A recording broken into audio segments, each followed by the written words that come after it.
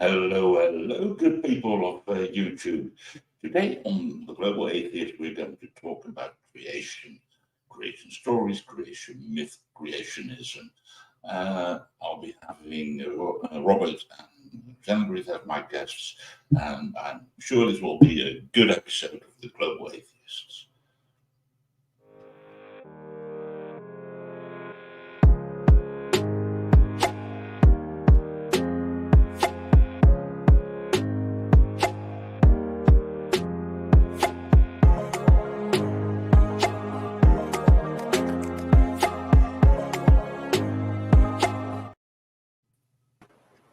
Hello. Hello. Welcome to the show, Zandrius. It's Flabbergasted. Rob, good to have you. So, creation. We're going to talk about creation and creationism. I mean, I would hope to like to steer it there. But first, a bit about creation. It seems every theistic religion has a creation story. I mean, I'm most familiar with the Jewish and Christian story and a bit of the Germanic mythology creation story, but that's, let's say, a bit difficult. What are the ideas in Hinduism, Shem? How Yes. did creation go about? When it comes to Hinduism, the creation story has a bit of like there are not something very concrete. Like there are some conflicting theories, but the most commonly accepted one is that just like other religions, Hinduism has a trilogy. It's not trilogy, sorry, Trinity. For some reason, religions have some kind of Trinity figure. For Hinduism, it's Vishnu. Vishnu is the protector. There is Brahma. Brahma is the creator, and then there is Shiva. Shiva is the destroyer. And so, as the name suggests, Brahma created the universe, which is why the universe is referred to by the term Brahmand in Hindi and some other Indian languages. The term might vary a little depending on the language and context, but it sounds pretty similar. The Sanskrit one, which is also used in Hindi, is Brahman, and as you can see, it comes from the name Brahma, Brahman, and there is one concept in Hinduism that is interesting, which is that in Hinduism, the universe is not just created; it gets created, destroyed, and then created again. So there's a cycle, and Hinduism is quite old, and universe in Hinduism is also quite old. There are different kals. Okay, so like we have eras, Hinduism has eras, and they are divided into kals, where kal is a vague translation of the term era, and there is different yugs in the kals. So yugs are different phases of the universe, and there is it starts from Satya Yug, and there is a few other yugs which I keep forgetting.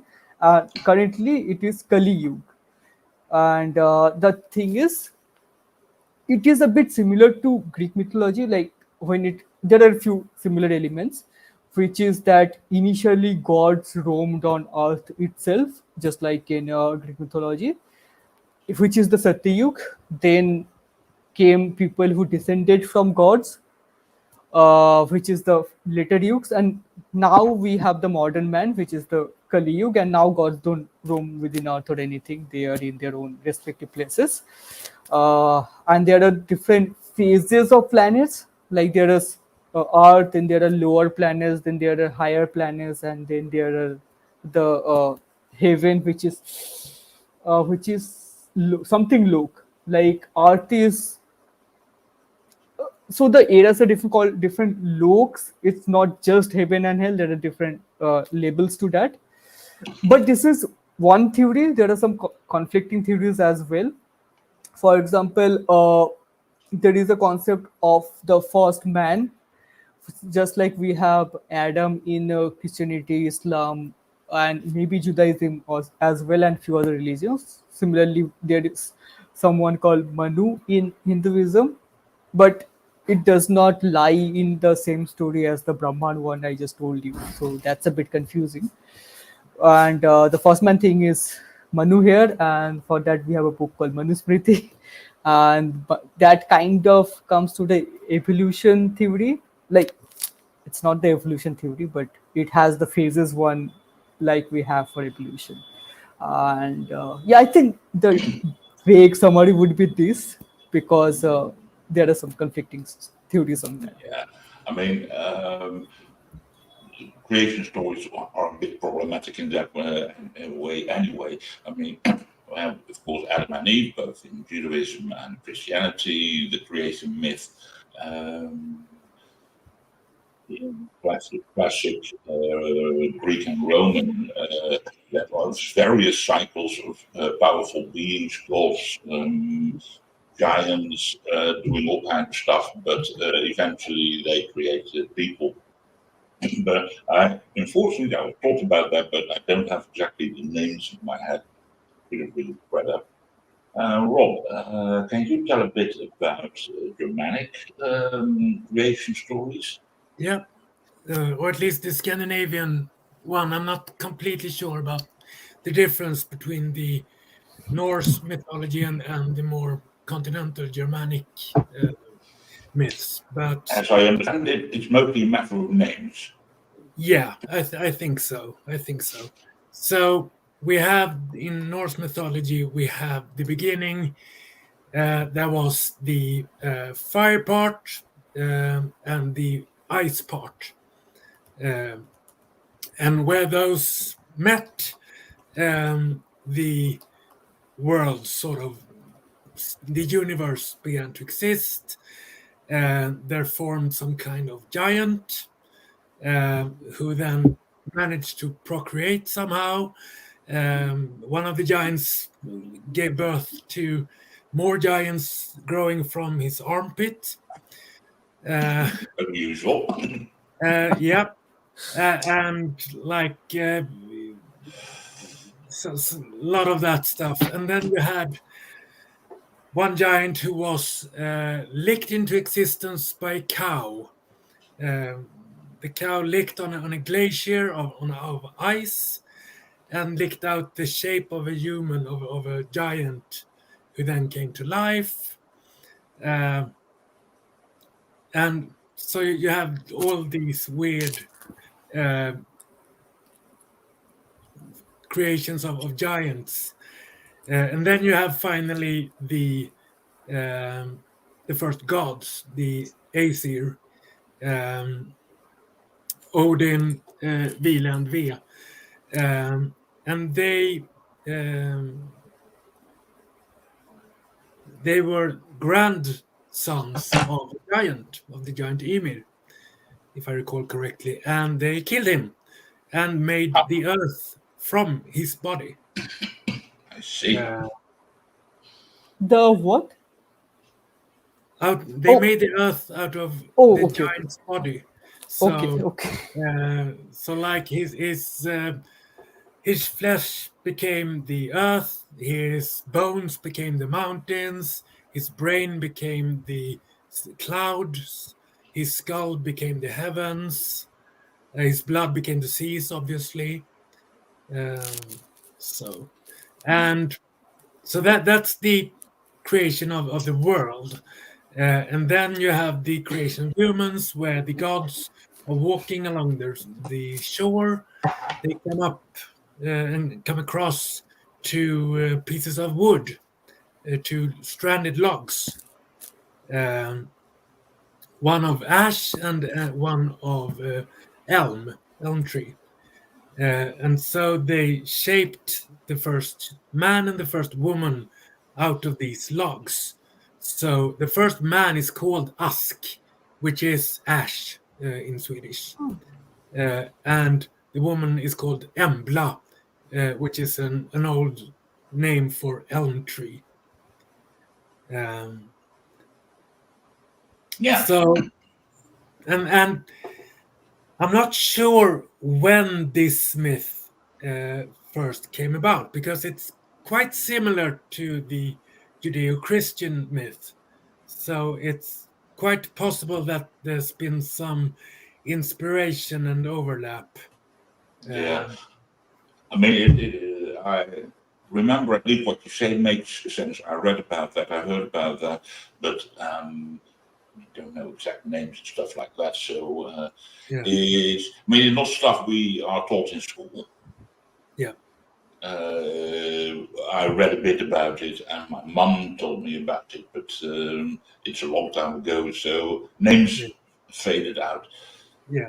And Anyways, the problem is also that the the only sources we have for Norse mythology are works made by a Christian Icelandic person, Snorri Sturluson, and he wrote these in the 13th century.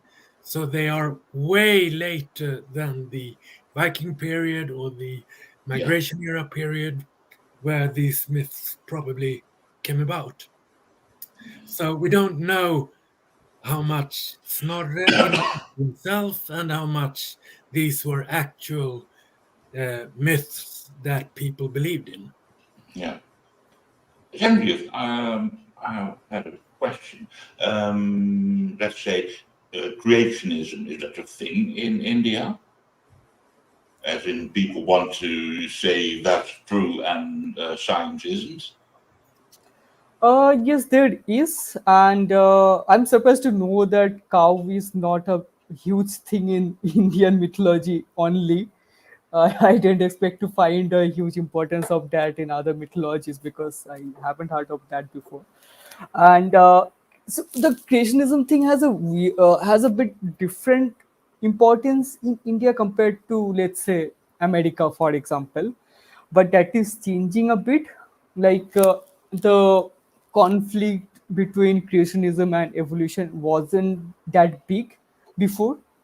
It's gaining a little more importance now than it did before, which is disappointing because we should be progressing forward, not backward. But Exactly. that is not the case, unfortunately. For example, the problem is currently we have a Hindu nationalistic government, which is similar to the Christian nationalism movement that is going on in America. So they are pushing forward the Hindu mythology and those kind of concepts over the scientific ones. And recently they have brought in the study of the Das Avatar, which is the Manusmriti concept. I'll give a little context to that as a viable alternative to evolution.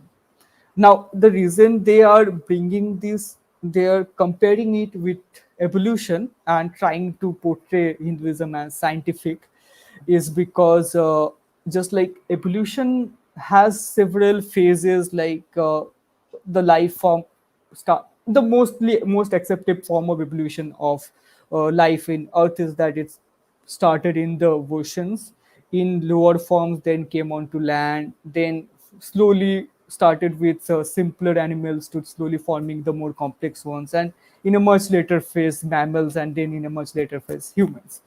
And in Das Avatar, avatar is basically similar to the concept of avatar we have. That part is similar, and the thus is 10, and it is 10 avatars of Vishnu, as I mentioned, is one of the core uh, people, the part of the Trinity, and he is the creator. So he has a lot of avatars in very different forms. This avatar thing is a huge thing in Hinduism. Like almost everyone is everyone's avatar, which is can get a bit confusing.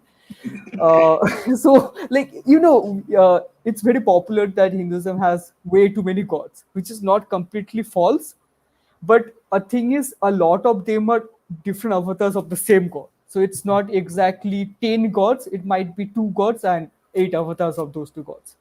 Okay. So Vishnu is the one who has too many avatars compared to the other ones. But anyway, the 10 avatars have different forms. One of them is a fish, one of them is a boar, the wild boar, one of them is a human, and there are a few others. And the first one that comes into formation is the fish avatar. So they're portraying that just like in evolution, life form started in oceans, the Dasavatar theory is also starting in the ocean, which is not true because in the Manusmriti, which brings forward this Dasavatar story, the fish avatar, which is called Matsya avatar. Matsya is basically the Sanskrit term for fish, and like now people don't refer to fish as matzah, just like we don't exactly use the Latin terms in English a lot. It has gone out of practice a lot, although the term exists in modern Indian languages as well. Um, and But the funny thing is, the Matsya avatar of Vishnu doesn't come to land by itself. It is brought to land by Manu, which is the first man in Hindu mythology. So in this mythology, man already existed, which is so calling that scientifically accurate or comparable because it brings forward the starting avatar as the Matsya avatar is evident that the person either didn't read both of has either neither read evolution nor the Dasavatar theory in Manusmriti, or they're willfully counting on the fact that most people don't really know about that and will just support it because they're promoting the religion they identify as. And unfortunately that is working, so I can understand how they are very confident about it. And I will have to add a little about the point I mentioned earlier because I couldn't remember the names. The yugs are the Satya Yug, then comes the Treta Yug, then comes the Dwapara Yug, and then comes the Kali Yug. The Satya Yug is Satya is basically the term for truth, so it's like the era of truth if you want to translate it, which is when the gods roamed in earth instead of humans. And Kali Yug is basically when the untruthfulness has taken over, and humans are roaming around, which is similar. This is also a concept I've found very common in all mythologies, all religious mythologies, especially that it somehow started very pure and then get corrupted, which is very problematic because if you look in history, that is actually not the case. We, in a broader way, we have been progressing, although there have been a lot of minor setbacks. But if you compare in a broader perspective, we are at a much better place than we were, fortunately. And the lok theory that I mentioned, so there are three main divisions, which is the human lok, there is the god's lok, and there is the demon's lok. And there are a total of 14 lokas. The earthly ones, which is the human ones, is the Bhuloka, which is divided into three parts, which is Bhubharva Loka, Bhurloka, and Atala. These three are the places where we humans exist.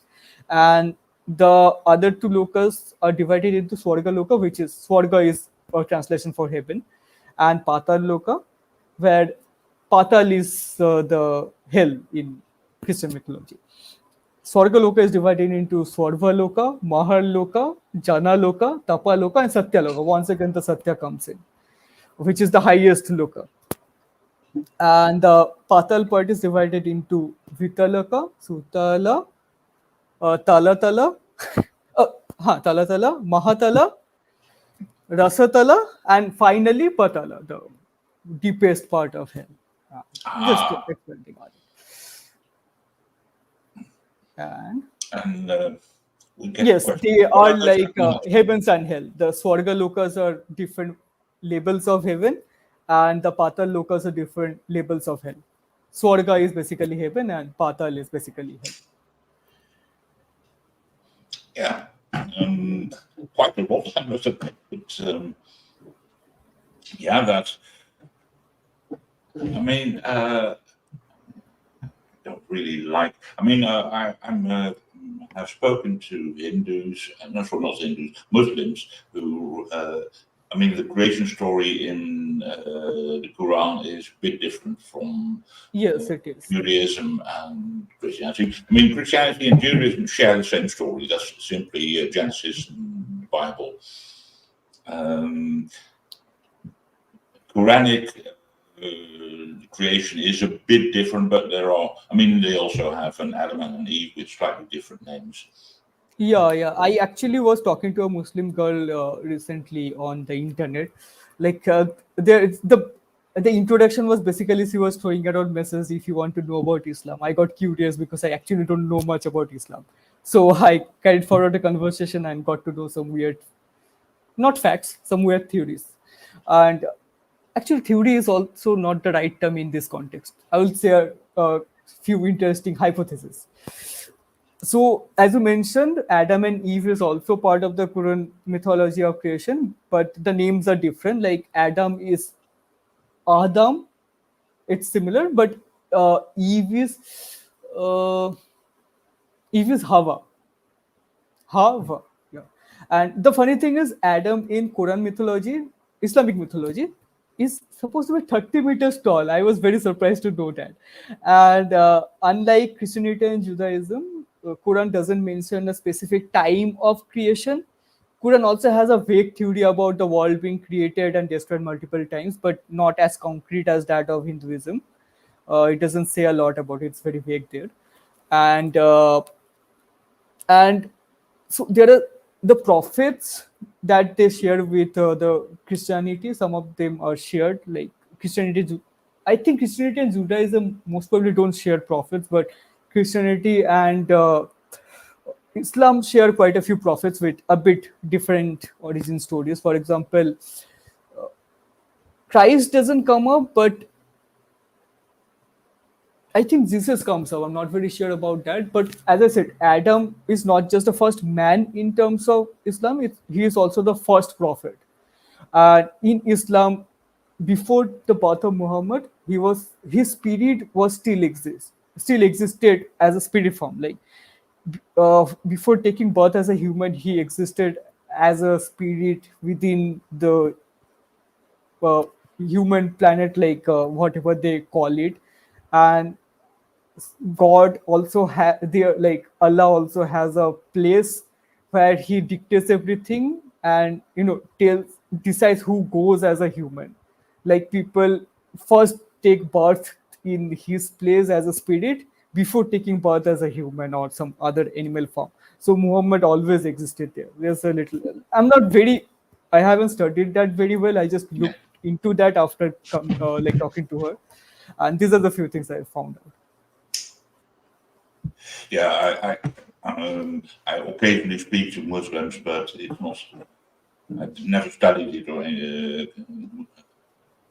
Islam or something like that. So it's stuff you pick up. But the creation story, yeah, what you say sounds about right.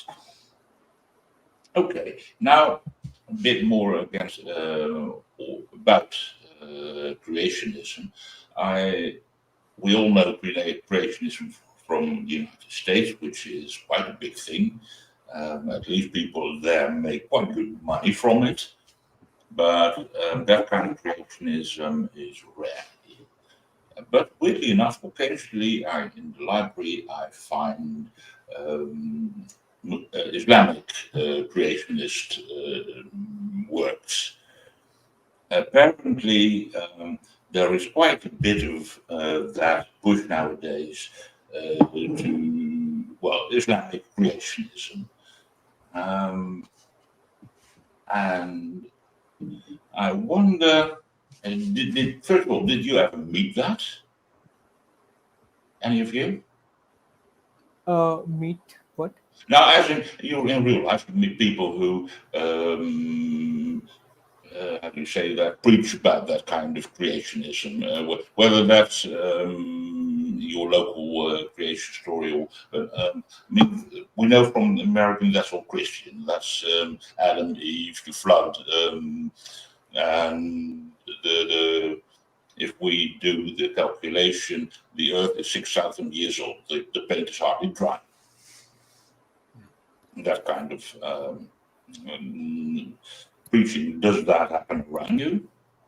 And that's a The question for preaching you. does happen. The preaching does happen, but the thing is, as far as I've seen, people in general don't really know much about it. So you need to have some kind of idea, irrespective of it is correct or not, to be able to preach. So people who don't know even the mythological story can't really preach it. So I haven't physically, like, I don't personally know people who does it, but I do know people who believe it, but even when they're believing it, they're not exactly believing in the sense that they're rejecting evolution. They just have a concept. uh, in general, I've noticed that Hindus don't exactly reject science as much. Like, of course, there are exceptions who do, but they are more interested into trying to promote Hinduism as something that is scientific. Like, their uh, mentalities is more about finding ways to prove, oh, this one tiny bit is something that Hinduism apparently has been correct and has some kind of a similarity with the scientific theory. That means all of Hinduism must be scientific. That is the kind of mentality people in general share. So the focus is not in rejecting science, but finding ways to prove Hinduism as scientific, which is equally dumb.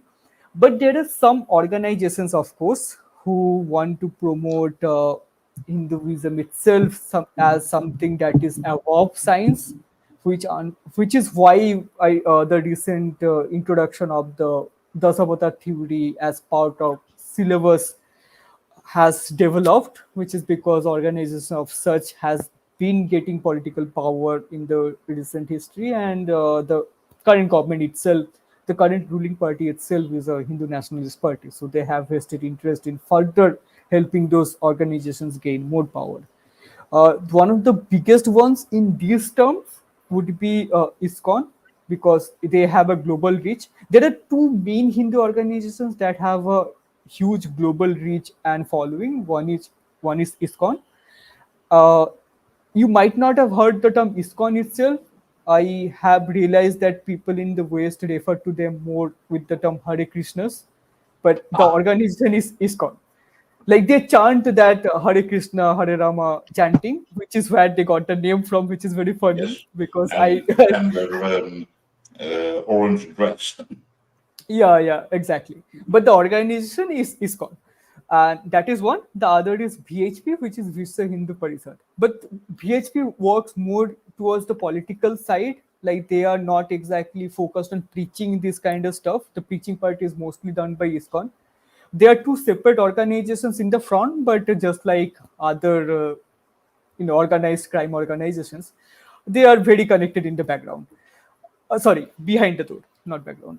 And so ISKCON very actively promotes this anti-scientific theories and denialism and religiosity over science kind of mentality. And unfortunately, they have quite a bit of following, not just in India. So that's working. And I have been to one of their places once in this year, in January. I not January, in May this year, and not a good experience. What happens when you go to religious places? Sometimes what happens is the place is quite old. You get to have some kind of historical association with that, or some kind of architectural association with that, which is fun to watch. Which is why sometimes I might go to very old temples just to look at the architectural marvel. Yeah, that But makes sense. in case of ISKCON, they're not an old organization. They started somewhere around the World War II era, so they're not quite old. There's no historical significance to them. They didn't even start in India. The founder was a New Yorker. He started the foundation in New York. His name is Abhay Charan De, and he has a very big pseudonym now, which he gave to himself. How narcissistic is that? I actually can give you the name because I have the book, the Gita that I bought from him. Ooh, Uh, his name is, like, the name he gave to himself is uh, what's the full name? several pages later. Uh, Introduction. I can't search it. So there are two labels of the name. The one they commonly use is AC Bhaktivedanta Swami, but that AC has a big full form as well. And I'll find easier on the internet. Okay. I mean, it's not particularly important, at least for me. Yeah, Long name, I understand. I mean, Indians love them. long names, is my impression. Yeah, it's very big, like way too big. Uh, okay, so it is Abhay Charana Vinda Bhakti Vedanta Swami Prabhupada. That is the full name that they use for him and the name he Impressive. gave himself. And it is very superlative. So he somehow kept the Abhay part of his Abhay Charan, the original name. Then Bhakti Vedanta, Bhakti is faith, Vedanta is taken from the Ved, which is the oldest Hindu scripture.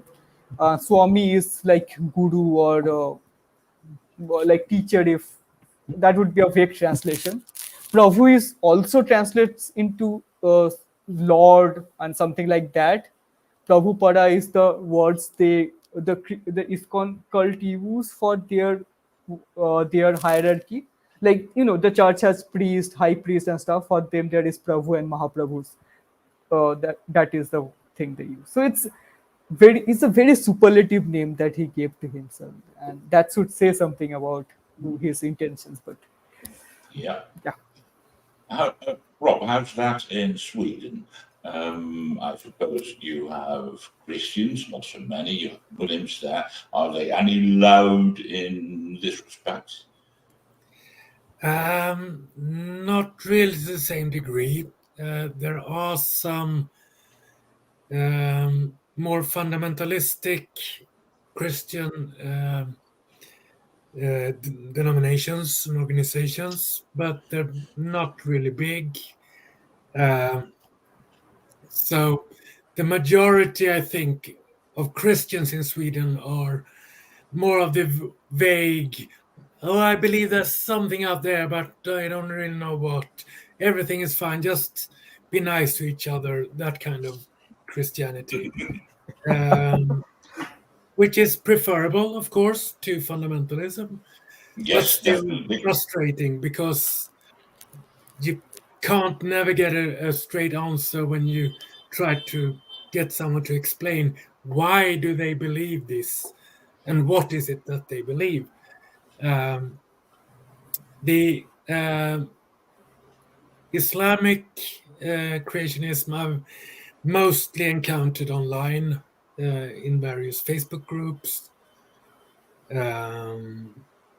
It exists, obviously, but is not very vocal that I know of, at least. We have Hare Krishnas, the ISKCONs in Sweden as well. I think Oh, it's the it's not just Sweden. They even so just like any other Hindu organization, they are not very fond of Muslims, and they don't exactly say it explicitly, but they don't make it like they still make it very obvious, although without saying explicitly. And yeah. that doesn't stop them from going to Muslim nations to promote their interests. For example, this particular book I bought wasn't originally meant to be sold here. They published it for Qatar. Like, if you can read it, it says Gita Dan Seva Qatar. So like they were trying to like sell it in Qatar, and I'm pretty sure although this unit probably didn't sell because I bought it here, but they surely have sold quite a few units there. So that doesn't stop them from earning money. Yeah, I can tell a bit about the Netherlands in that respect. In generally, creationism is a tiny bit of religion and publicity, but occasionally it pops up. We have, in general, I mean, they're not very religious at all, but something like 40% of the population at least counts themselves out of a religious organization, church, or they're Muslims. And most of them are very mainstream and you never hear them. But we have a few tiny minorities. One of them is Christian, that's essentially evangelism for evangelicalism, sorry, I should say, that has blown over from the United States, and some Muslim Yeah, I mean, there are a few rich Muslims who like to push Islam in the Netherlands and in schools and stuff like that. It doesn't work very well, but it does. And so occasionally it pops up in the news because, well, we have Islamic schools, primary schools, secondary schools. And, unfortunately, the quality of education isn't always so good. And that gets in the news, and of course, news comes out who pays it, who pays for some bits, and overseas Islamic rich people push that, and that also finds its way into libraries, mostly books, I should add, and a few years, something like 15 years ago, there was a Christian TV maker who tried to push creationism, and quite a few schools like that pushed him. And to my big surprise, even one of our government ministers, the Minister of Education, was sort of enthusiastic about that, even though she was herself of Roman Catholic descent. And Roman Catholics don't care much about the creation being fact. But she was laughed out. She was laughed at, and that died down pretty soon. But occasionally it pops up. Most of my encounter with creationism is online. And I used to do online debates on Usenet. I met someone you may know there, Aaron Ra. A few years ago, when he was in the Netherlands, I went. He gave a talk, and I went to see him. Very nice bloke. Nice. Yeah. I have read some of his words and stuff. I haven't read his book yet, but he talks very good to philosophical stuff on online. I've interacted with some of his content. What do you think of some of the wildest creationism stories? Yeah, that is hard. That is a bit difficult. Oh, it's not exactly creationism per se, but like Hinduism has a casteism problem. That is something people know about Hinduism, and it is true. And so there's a little bit of creationism with casteism in the story, which is the creation of human. And when it comes to creation of human, I forgot whose body it was. Let me just check once.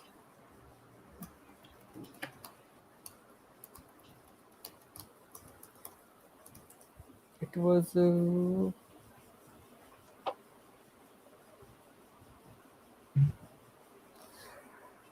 okay. It was probably Brahma, and oh yeah, Manu came up again. So Manu was the kid of Brahma and Saraswati. Sorry, not Saraswati. Satrupa. Okay. Anyway, so it was about the humans in general was created with someone's body, some of the divine bodies, and dividing into different parts. And the head was used to create Brahmins, which is the uppermost caste, because they are supposed to be doing the thinking and knowledge gathering and those kind of stuff. Then with the hands was created the Kshatriyas. They are the second highest level caste, and Kshatriyas are supposed to be warriors. So like they are fighting with hands, hence created from hand.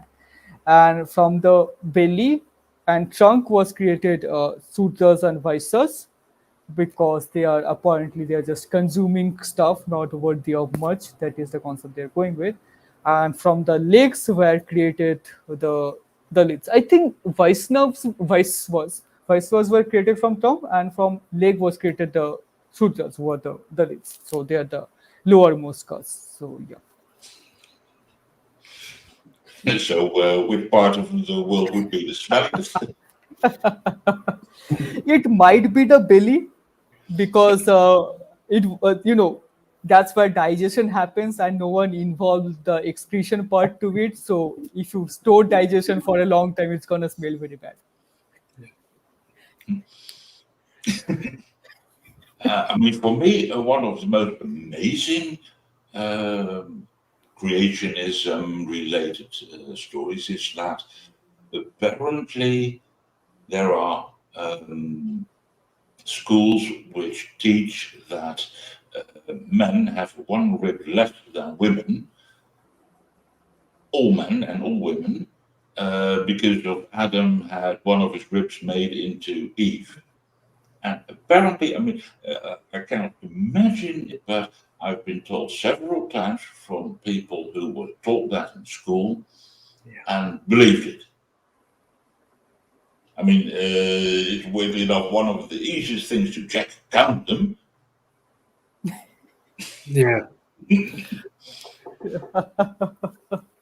I actually heard something very interesting about that. That this whole concept of Eve being formed from one rib of Adam is a misconception and misinformation that is actively spread for because of vested interest of the church. The reason is I forgot the name, but he makes videos on culture. He's on YouTube and probably on TikTok as well. And the thing is, it was translated from much older text, most probably Hebrew, or what was the first language Bible written in the Testament? Hebrew. Hebrew. So it was translated from Hebrew, and just like any other old language, there are many conflicting terms that can be very confusing because their meaning depends on the context. For example, when you look at Sanskrit versus the modern Indian languages, Sanskrit has very little punctuation, making it more confusing. There are one word meaning very different things in different contexts, and so Hebrew has the similar problem, just like any other old language. And the word that is described to refer to the thing that was created, that was taken from Adam to create Eve, I forgot the term obviously, but it is not used as a term to denote ribcage in almost nowhere else. If you compare it, the uses of the term in the terms of the number of variety of uses, it is usually used to denote half. So if someone did a little more research or was a little bit unbiased and properly translated in, then the more uh, literally accurate translation would be that Eve was created from half of Adam, not one ribcage of Adam. But that is not something most people know of. The translation that became popular was that Adam was created from a ribcage. Yeah. Dean Kruger is asking for Chen. Anyway, are dinosaurs mentioned in Hindu scriptures at all? Is there a Hindu Kent Holland? I don't know who Kent Hovind is, but no, Kent dinosaurs are not mentioned. Kent Holland is an American creationist preacher and criminal. Oh, I'm not surprised they exist in the same sentence. There is not. There is not. But the thing is, how uh, creationism fight against the concept of fossils because they literally prove their creationism story is wrong. It's not a scene that is in Hinduism, like Hindus who are trying to promote Hinduism over scientific theories and the creation mythology of Hindu as being factually correct, are not exactly fighting with the concept of fossils for some reason, which is fine. Like I don't want them to fight over it, but if you look into it, fossils also prove their theory wrong, but that doesn't come up much. They're not trying to promote fossil as some kind of propaganda or etc. Unlike the Christian evangelists. I understand. Before we continue this conversation, on 31 October, we'll be having a charity show. I hope we'll all be here there together, and we have a bit of a video about that. Join us for our Halloween special, a fundraiser to help Skeptic Haven become a charity organization. Skeptic Haven provides a healthy community and safe space to its members. In addition, producing shows that provide informative videos highlighting science, religion, and current events, both domestic and abroad. Please join us the evening of October 28th for our first Halloween fundraiser to get funds for our 501c3 and other expenses. We have many well-known YouTube content creators coming on. Come join in the fun. Are you ready for the show? So join us. Should be fun.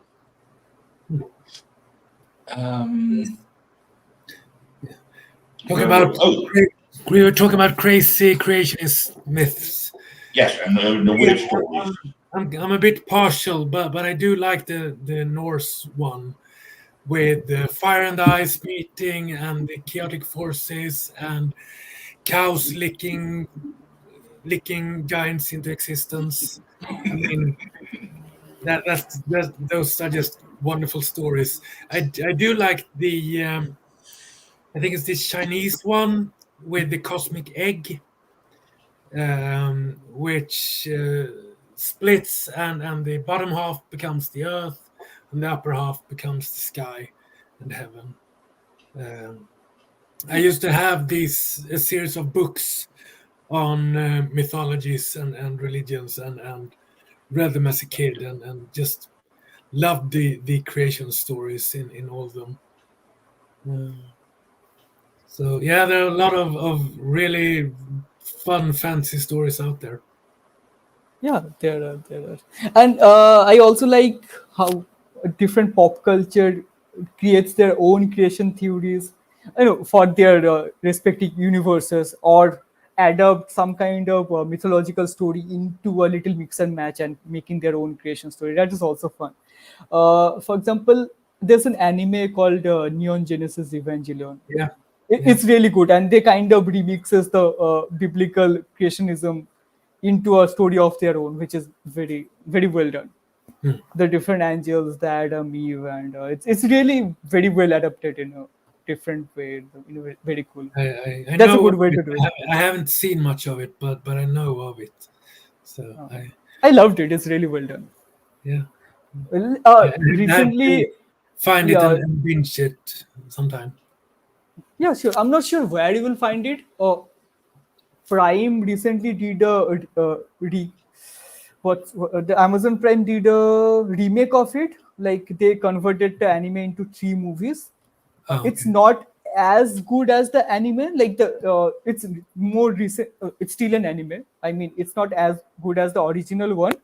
Yeah. Because now they are focused more towards the action side, not the deft and convoluted storyline of the original ones. They did not change it per se, but they skipped some of it and remixed a bit and brought something a few more. So it's more focused towards the action side, and the animation is better. It's more recent. But if you're looking for the convoluted depth of the story, then the original one is a better choice. Yeah. And the animation might be a little old because it's quite old now, but it's what it is. I really loved it. There's one warning though.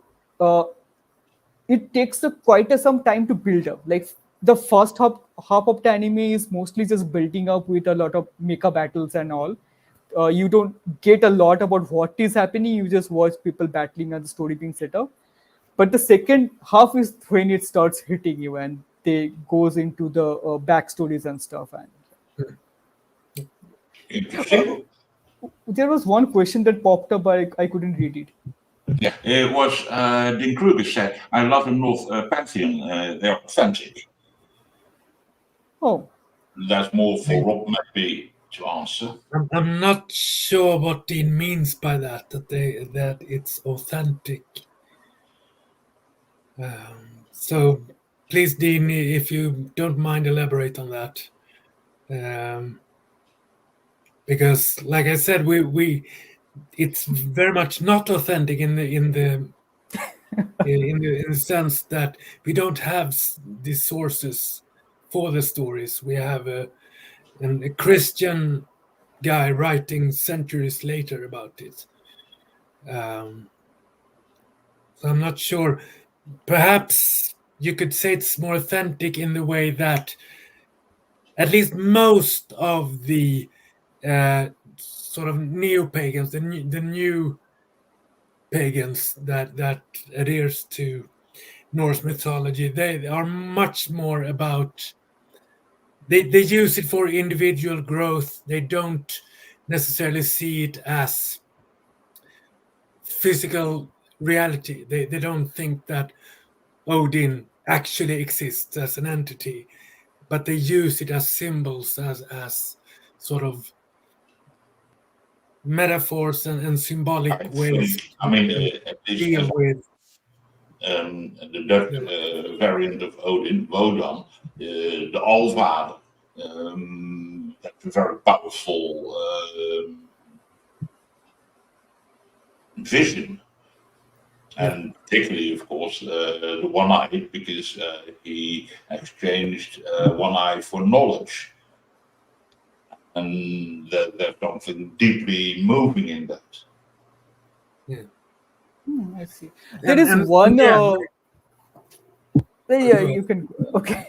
yeah, So since we're talking about, I see Dean gave a reply here, and yeah, the Norse gods are very much human-like. It's like the Roman and Greek pantheons as well. I mean, you could basically summarize all of Greek mythology with one day Zeus woke up and was horny. Yeah. I have heard that. I have heard that, and it's so Yeah. accurate. It's And really it's accurate pretty and much funny. the same with Yeah. Norse mythology, but there it is. One day Loki did something stupid. Yeah. And like Yeah. Ascalon said, Loki liked to mate with. Oh yeah, that's what I was about to read. That Loki liked to mate with animals. Seems legit. Yeah. And this actually is quite common, more common in other religions as well, just not as popular verse or like part of the religion. For example, Zeus did it as well. Zeus Yeah. didn't just mate with animals; he became animals and mate with humans and a lot other stuff. And Yeah. apparently Vishnu did it too. Of course, most people don't know about it. I don't know that well either. I haven't really gone through it much, but yeah, Vishnu did it too, and I wouldn't be surprised if this is a recurring theme in other religions as well, like Judaism and other Yeah. stuff. I'm sure Christianity has some form of it. Of course, it won't be Jesus, but some other lower god or something like that. I But wouldn't be surprised.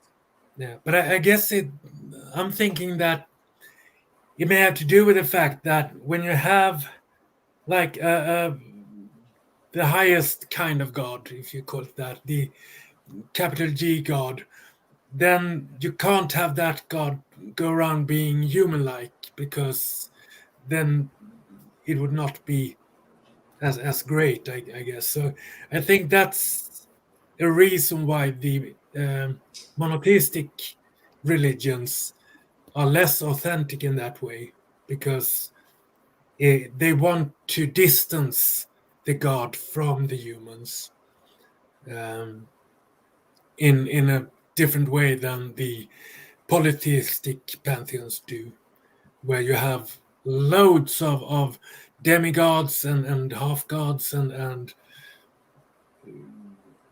in interrelationships between gods and humans. So Yes.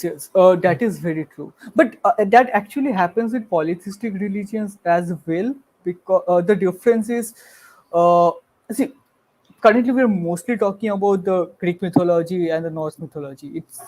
And they feel more human-like and more have a lot more human touch with more layers than the currently popular religions. I feel it is because they have gone out of touch as being a religion.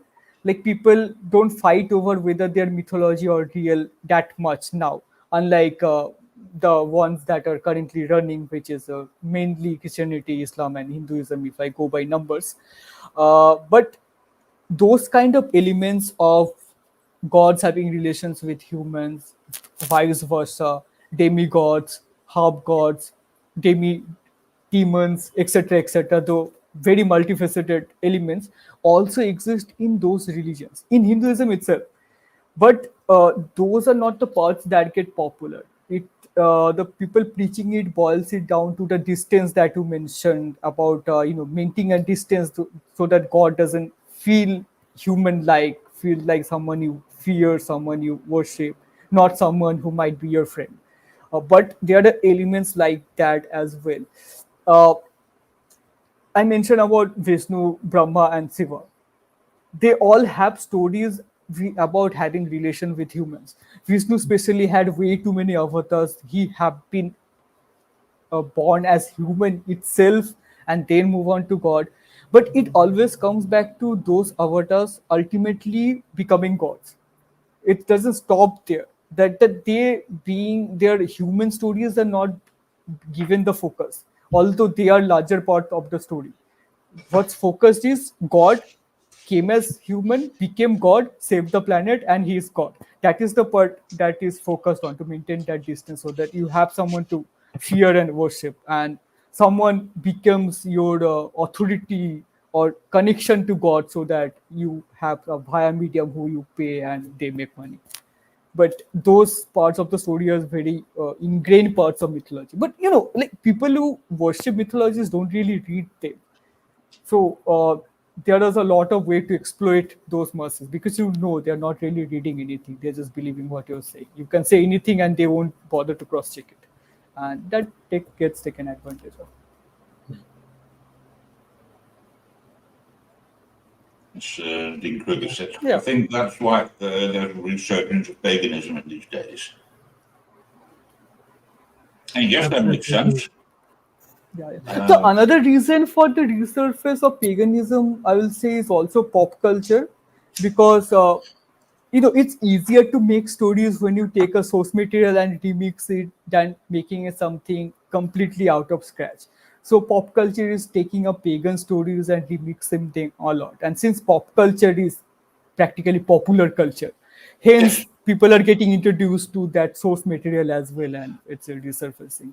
And it's completely possible to do with the popular current religions as well, but people don't do that because that is not really safe. You do that, people go after you and you have all those risks that no one wants to take. So it's safer to do it with mythologies which are not exactly worshipped much as religions now. And this happens.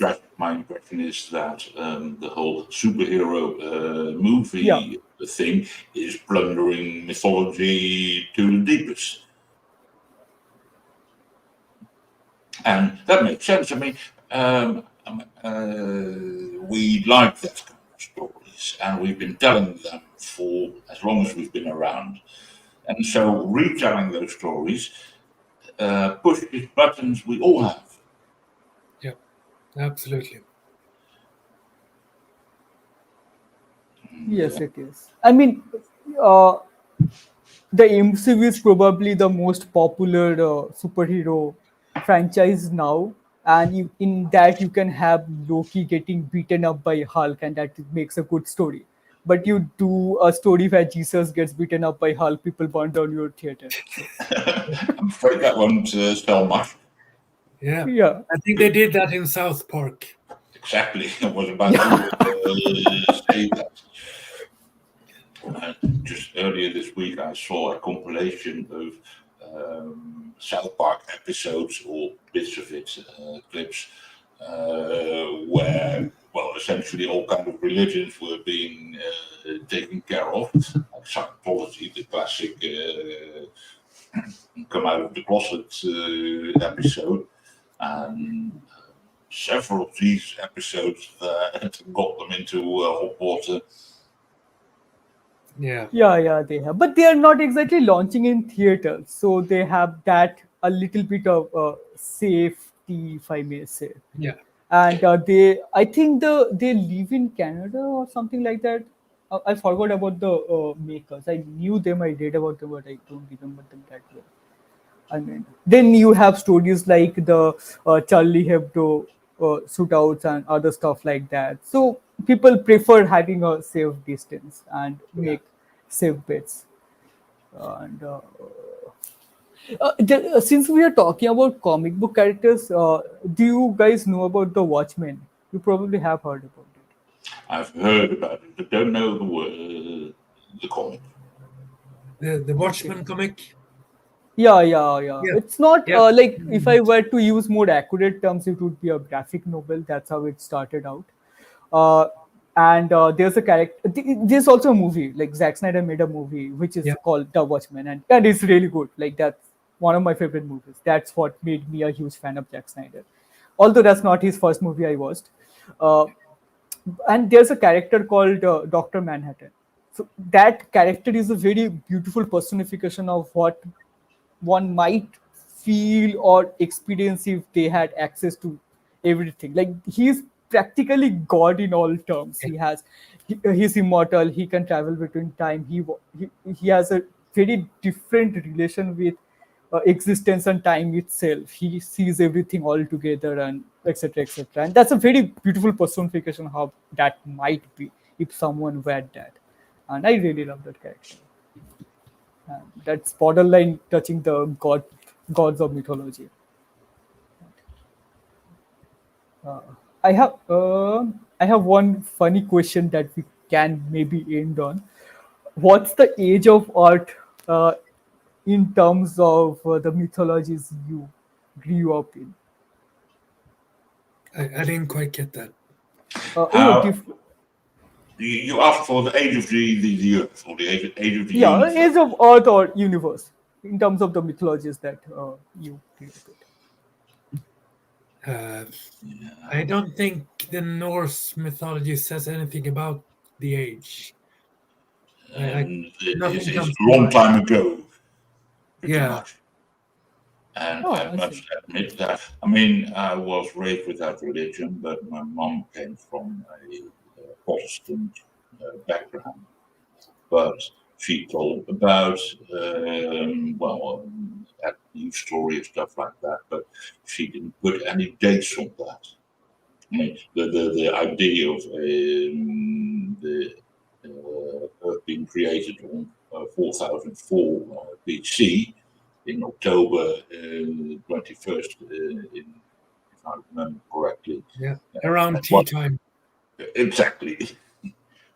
That was definitely not part of that. I learned much later about it. By the way, there's a brilliant story Stephen Jay Gould wrote about Bishop Usher. He made up that 4004 BC thing. He was an Anglican bishop in Ireland. And of course, Anglican was and still is a minority language in Ireland. Most Irish are Catholics. So he had an interesting job, and for one reason or another, he got on the idea, let's make a timeline of the world. And by adding up in the beget ages, he got to 4004 BC, but he fudged a bit because he liked that number for some reason, exactly with, let's say, when Christ was born, was a reason for that. And the date and time he chose for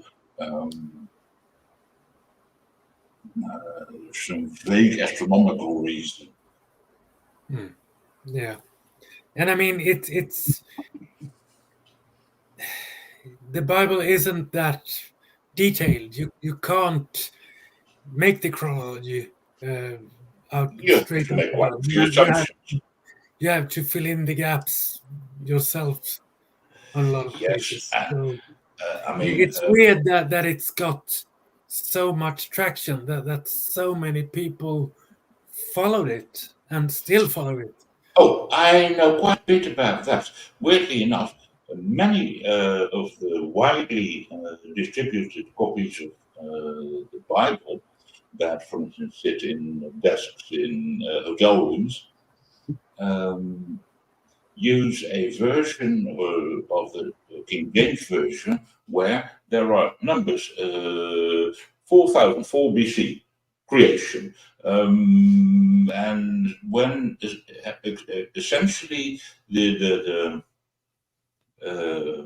Usher dates put next to the text. And so people have been, particularly Americans, have been reading that from childhood. Okay, I see. I didn't know that. That explains a lot. Yes. And of course, it is rubbish. I mean, the whole Bible is rubbish, but that chronology was backed up much later in the 17th century. Yeah. And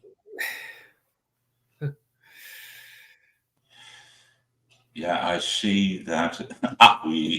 There he is. Yes. I think it's about to make an end to this stream. First of all, I would like to thank our patrons. Oh, scrolling below this. I'm confused. Michael Whiteman, Kathy Cotton, Cindy Plaza, Sonny Shell, Aaron Colson, Phil Calderon, and Amanda McLeod. Thank you, patrons. Please join our Patreon if you like. And then, of course, don't forget to check out all our other shows in the Skeptic Haven, Secular Soapbox on Wednesday, Thursday, The Sunny Spot, Saturday, The Global Atheists and Women Atheists Unload, and Let's Talk on Sunday. Final comments. Sandy?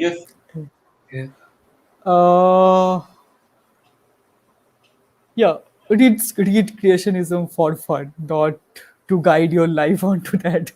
They are fun stories. Yes, exactly. Rob? For me, I think I'll quote Douglas Adams. In the beginning, the universe was created. This has made a lot of people very angry and been widely regarded as a bad move. Indeed. I love Douglas Adams. Yeah. I also love the Carl Sagan's the blue dot quote, but that's quite big. I don't remember the exact quote, so I won't try to paraphrase it, but that's really beautiful. Yes, it is also a very clever one. Unfortunately, I have no particular thoughts to add to this. I thank you for joining the show, for being around, and for a nice conversation. Thank you, people on YouTube, for watching us, and bye-bye. Bye bye. Yeah.